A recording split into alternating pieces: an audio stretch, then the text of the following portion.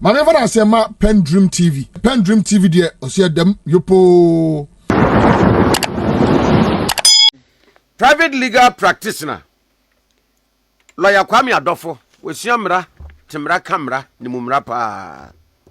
Yenyane wa no so ayene no ebo enkomo. Law, good morning. Me amejoso. Mpacho na boko die.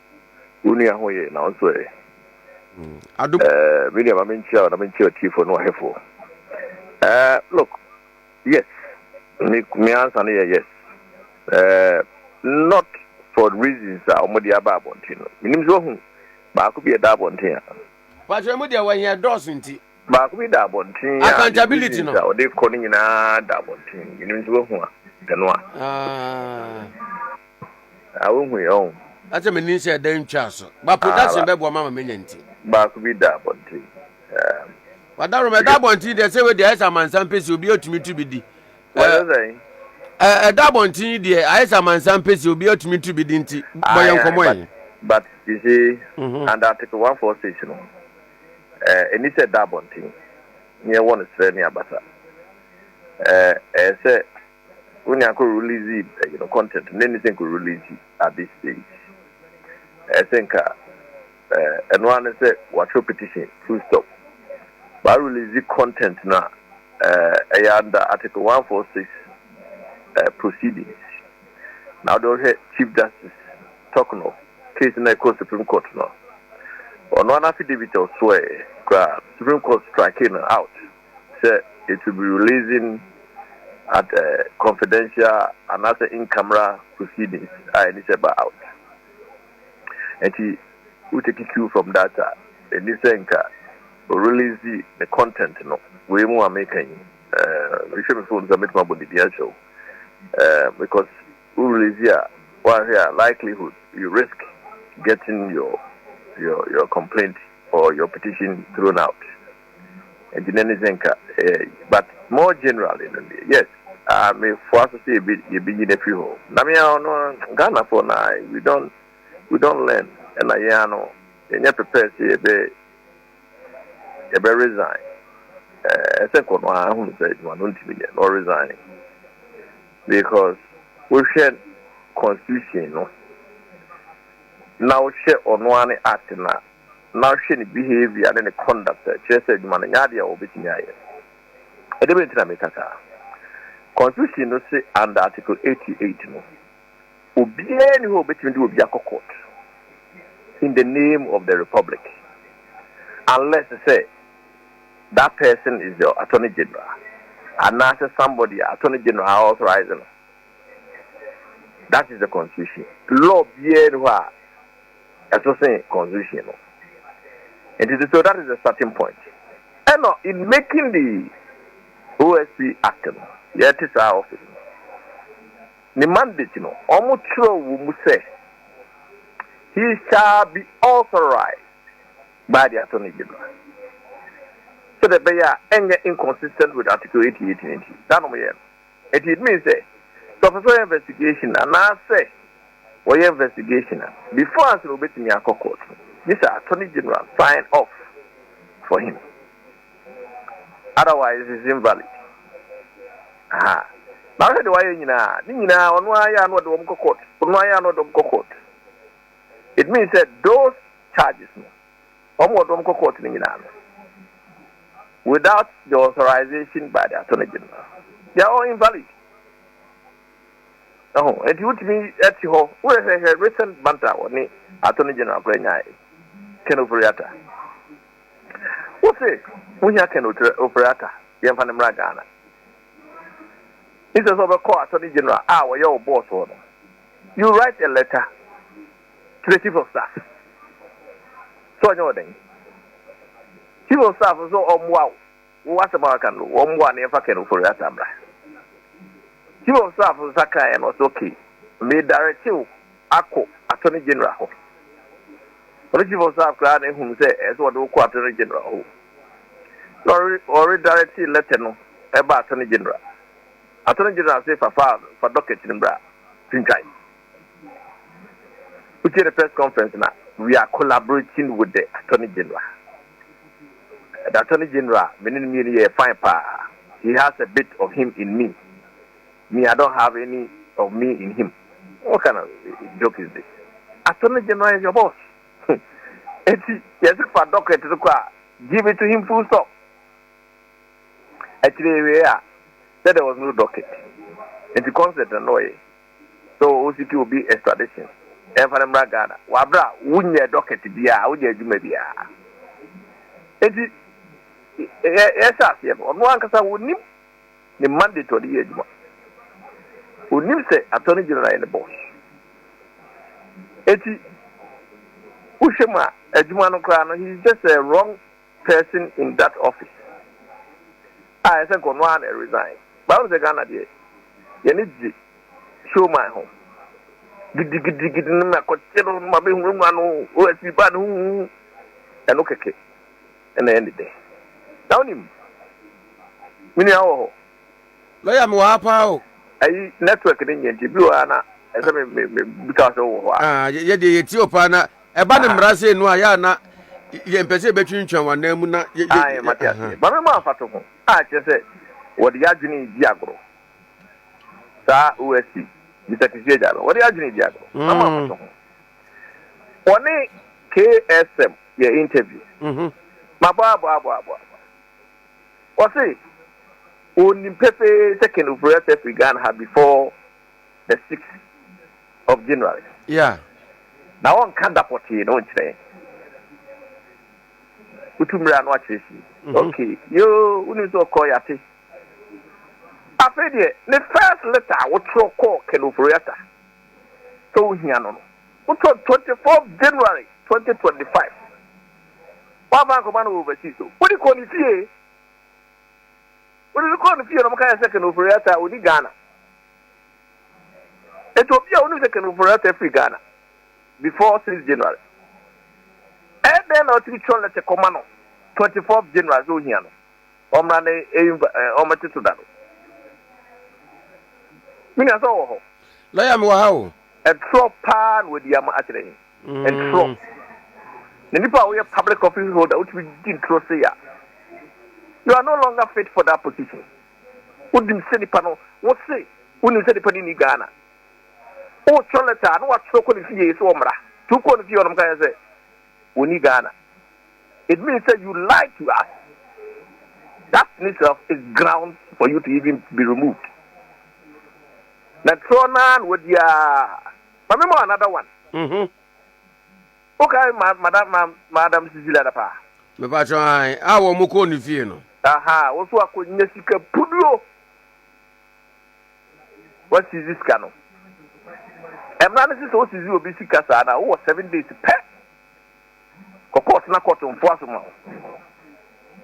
Coquasa, court to make him.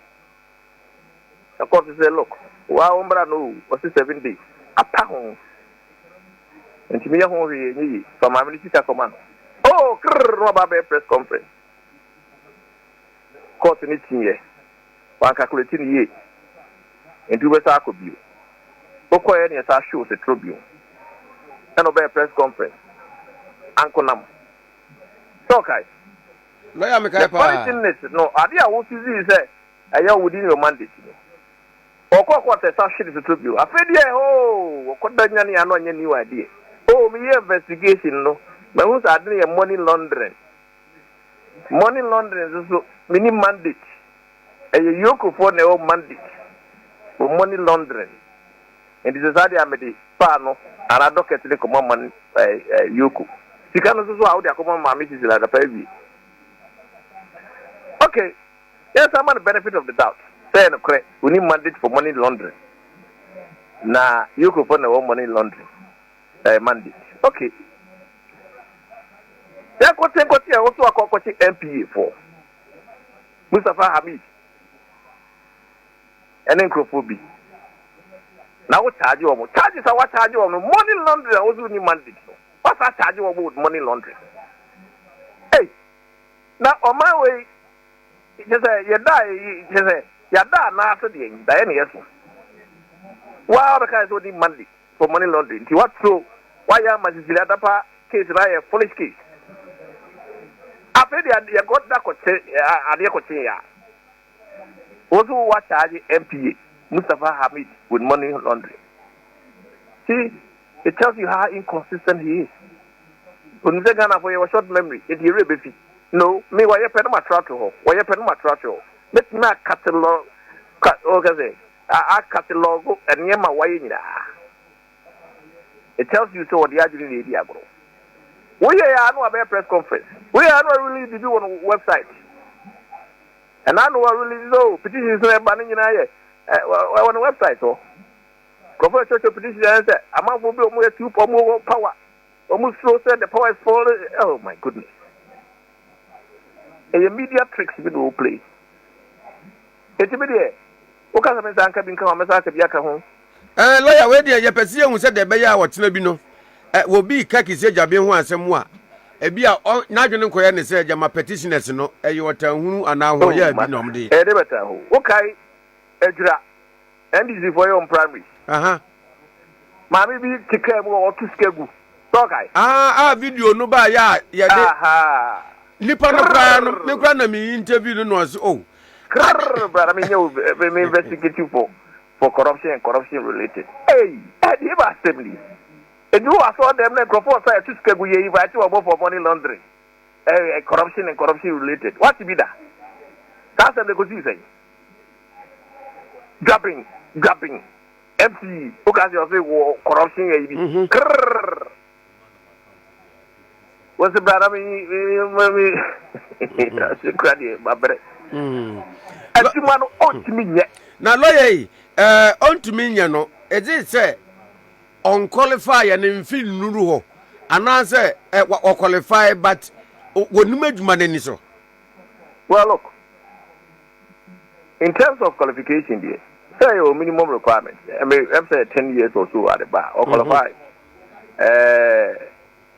He's a Ghanaian citizen, or qualify. He's all qualified, but he's just incompetent. Because we do also be an apiato. I didn't ask me a clear say you need authorization by the Attorney General. Cases are all Attorney General authorization. So those cases are all invalid. Because that's what the Constitution says. To answer your question, no, I don't know. So I said no. The game be no play. But in terms of the law, no, well, so in terms of the qualification, yes, you need a minimum amount of years for qualify. You must be a Ghanaian citizen or qualify. He owes no allegiance to any other country or qualify. But by since 2021 to date,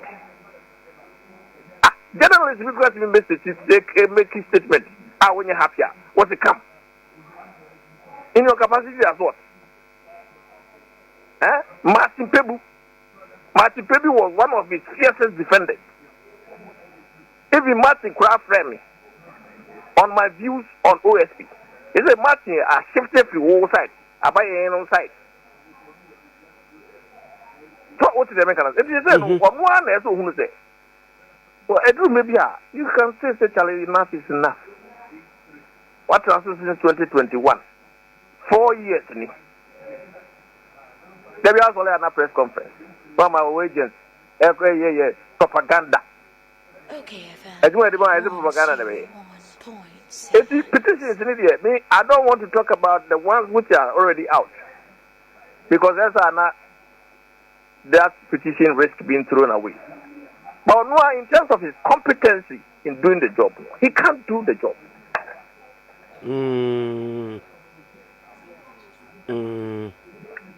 I see. Lawyer, going forward, this petition here, Akoto Mampeni, Enumia.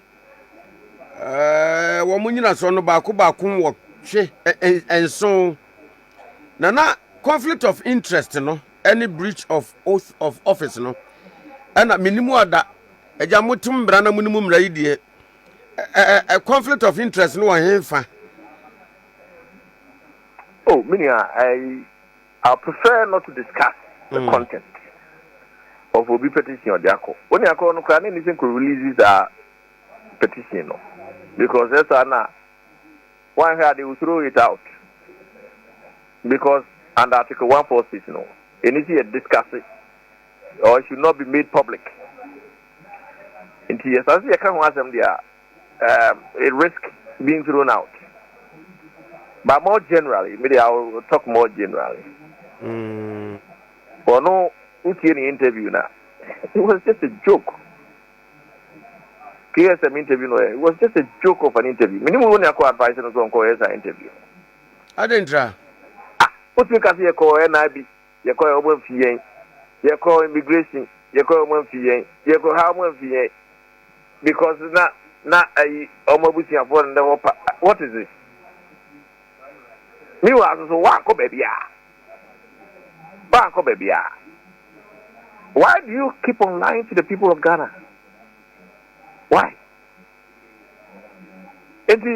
Look, meaning I'm content of the petition. Let's not discuss it because it's a Supreme Court under Article 146 petitions.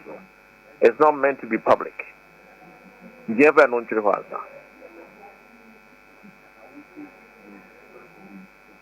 Which young political commentators need be on the various political shows no allude to the fact say as a lawyer Kissi Agyabeng omeboa na obi a wakoso financial loss to the nation yentumi retrieve this canona asotwe ho yemfa mano no rather it has been the other side the mum say they think say onu mum na waste public funds yetua ne car servicing the officer or ye adwuma wo paying adwuma for her but yet no results.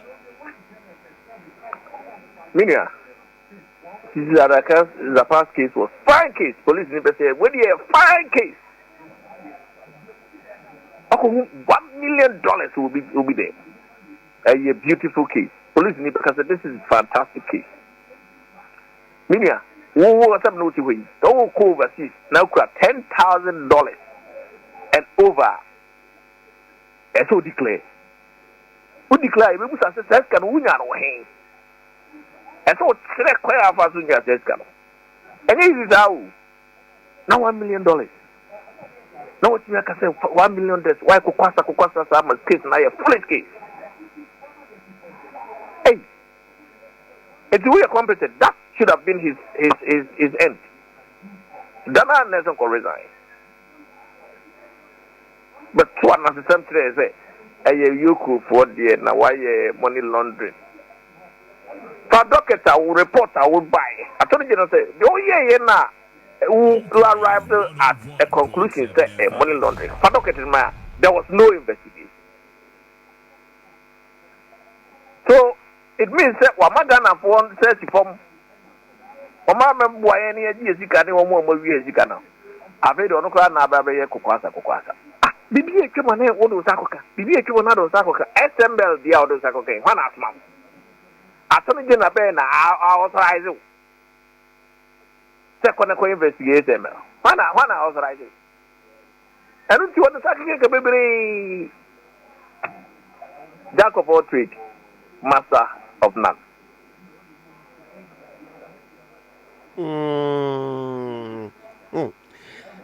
Lawyer, where dear, your friend is saying, bodies are made to me authorize it. Ni remover there but senka beto we nimu a petitioning na wo hwemu a outcome no be too sure say obemanako ana. Well, look, I'm a wrong person to ask that question. Me I'll be somebody there. Me go the bar when man I'll recuse myself. Come actually me free home. In a sense I've been consistent. That man would be there. It me say na beto when you make this decision and come stand there aside. Because I will not be fair to him.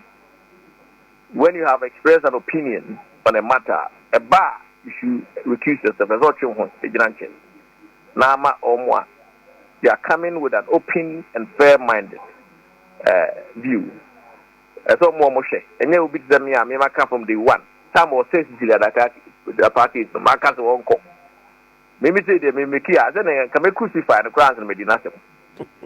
But that's not how our law works. Until they can step aside. Remember other people to decide on his fate based on the content of this petition. I don't think I'm refusing to talk about the content because we are destroying the whole concept of a what is it called? Article 146 hearing, in-house hearing, or is it in-camera hearing? But maybe as well before, maybe you know where I stand. I am who you get. And he needs to be commenting on whether he will go. Maybe I can execute in grounds and Medinasem. And I'm a wrong person. I'll not be fair to him. And the idea, when you're lawyer for no Bisano on what he thinks about. By regardless, say one qua a bayo mama. Oh no, Nagana Neo. Oh my way. Master. What kind of crowd or what time for Dawson? And the where they away from Kissi Agyabeng there, no, I don't know, sir. Jermaine and need 2 deputies in the minimum. Say if you want us to talk about almost also the annual. Well, look, minimum what the content of the petition against them. You and to be fair, no, it's good to say name content, no, because you're not discussing what the content are. All right. We risk destroying whatever the case is. But generally, generally, no. From afar, we hear because NDC said Omubombi Yomo. Omubai is a yaka. I didn't get yaka. Leading figures. Obviously, Yomina. And the Agyabeng petition, but the main target is the Electoral Commission. But they know, say, decision to remove Electoral Commission does not lie with the president. It lies with the Chief Justice. And this is now call. They went after the Chief Justice. Chief Justice no, you know, the main you say, the Chief Justice feel the bit my Electoral Commission. And don't you know Mukoko Chief Justice feel? A bit in there. One reporter, Chief Justice, you one copy. Or no, I mean, I could be sitting there, a man a copy of the report. Hey, you know, how you know, a crochet there. I report to the money. Everything there. So who say, game. Up to now, the Chief Justice are report right to reasons. Everything there for a copy man.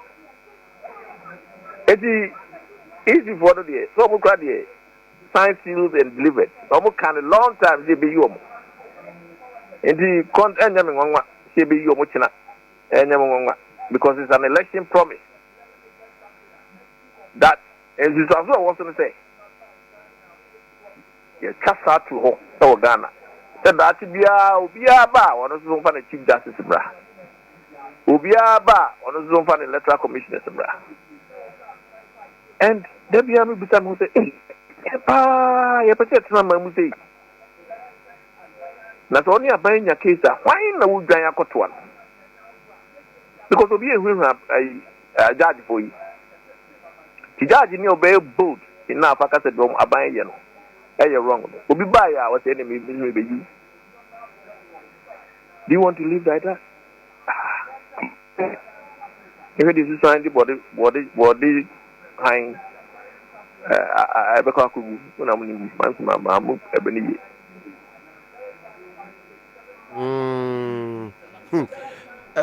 Lawyer, what political parties, you know?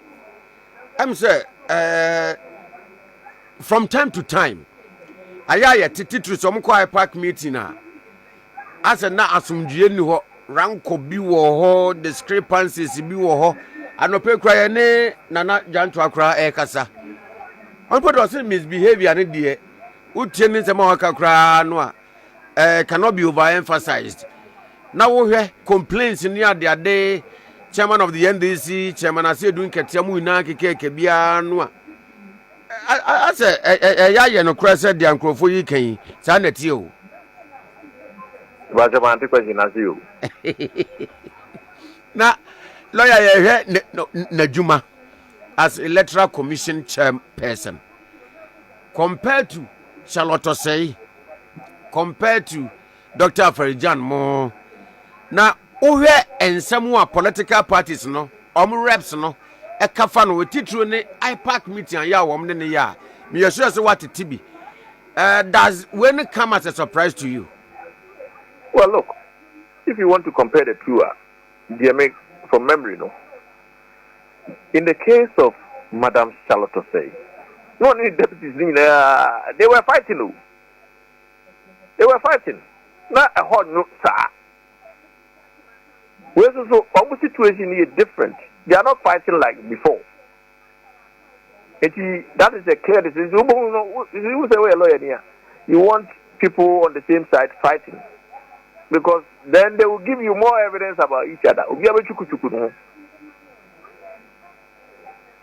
lawyer DB interview recently said, whether what he's saying is true. That Madam Charlotte wanted even to remove her own deputy.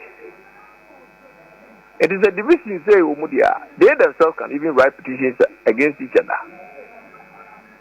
But in this case, no, I haven't heard that there's let's say, I said, Nipa Bebre, obviously, you buy a Electoral Commission, you buy a woman,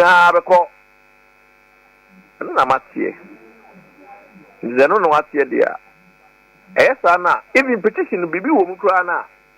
What the kind of color in I say, Ubabi, you know. And this is saying, you said you will be, you know. Yes, Anna, what Chasato? But that you will be Lucas will be you, Bia. Near any day. And then I have me. Son of a chat on an hammer. Because the matter that, you know. We got another 2025 when we be. The other year be. Near any day. And I have me.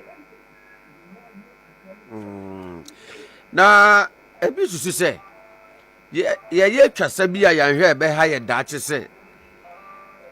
Petition bra, penny or backo. This a petition, a year than year penny in the mutan or backo. Is it the right way to go? No. The answer is very no. Big no. Because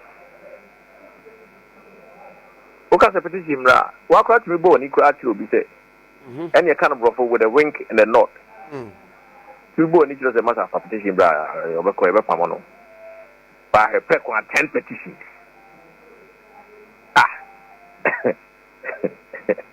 10 petitions.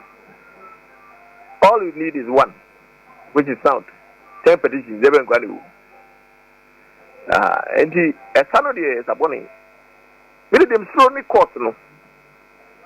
And them true, because we know me, no, Yanka, court in the OGDO move. Now, say, who will not judge for ya? We know me in the nearby case.